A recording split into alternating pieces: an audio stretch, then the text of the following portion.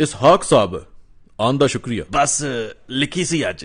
England लोग अक्सर cousin नाल विआह करके आंदे ने ते साडे मुल्क विच कड़मस पांदे ने, लेकिन तुसी वखरी नैब नाल इत्थे छुपन छुपाई लाई हुई है ते इत्थे छुपे होए। बस फिर इस इंटरव्यू के बाद समझो फड़िया गया। तुहाडियां प्रॉपर्टियां किन्नियां ने? सर मेरी एक टांग नकली है, मैं हॉकी का बहुत बड़ा खिलाड़ी था। नहीं, जो पूछया है तुसी ओदा जवाब। सर ये सवाल सिलेबस में नहीं था ना, तुसी कुछ होर पूछो। होर सुना फिर।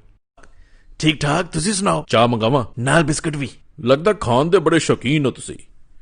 मुल्क भी इंज खादा सी? देखो सवाल दा जवाब दियो, नहीं तो मैं तुहानू इत्थों जान नहीं देना। मैं गरीब हूं, मेरे माँ बाप ने मुझे गरीब जन्म दिया। जे इन्ने तुसी सारे मासूम हो ते पाकिस्तान जाके कोर्ट विच लड़ो, इत्थे केड़े आंडियां ते बैठे होए हो? देसी आंडियां ते। लगदा किसी गल दा तुसी सिद्धा जवाब देना नहीं है मैनू। सर मैं ते हामिद मीर समझ के आया सा, तुसी मैनू इत्थे लीरो लीर करन लग गए हो। अच्छा ये दसो कि इमरान ने इंडिया दा स्यापा पूरी दुनिया नू विखाया, अफगानियां ते अमरीकियां दी डील भी कराई, चाइना नाल भी वखरी सैटिंग चल रही है बॉय दी।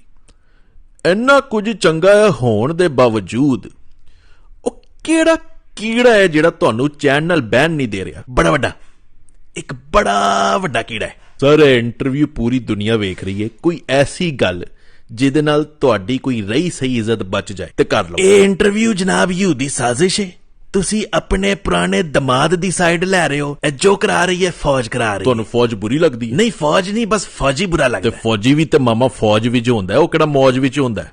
साडे सारे मौज विच ही हुंदे ने। ते मामा तू भी फौज विच चले जाना सी, किन्ने क्या सी सियासत करो? बस हैं जी जिवें किसी ने कहा सी कि इत्थे इंटरव्यू देन चला जा। नहीं तू वापस क्यों नहीं जांदा? तेनू मसला की है? मैं बीमार हां। की बीमारी है? हाजमे दी। ते की हजम नहीं हो रहा? जेड़ा पैसा खा बैठा। इसहाक साहब बहुत फिड़े मुंह तुहाडे आन ते बहुत ही फिड़े मुंह ओदा जिन्ने मैनू अज भेजिया।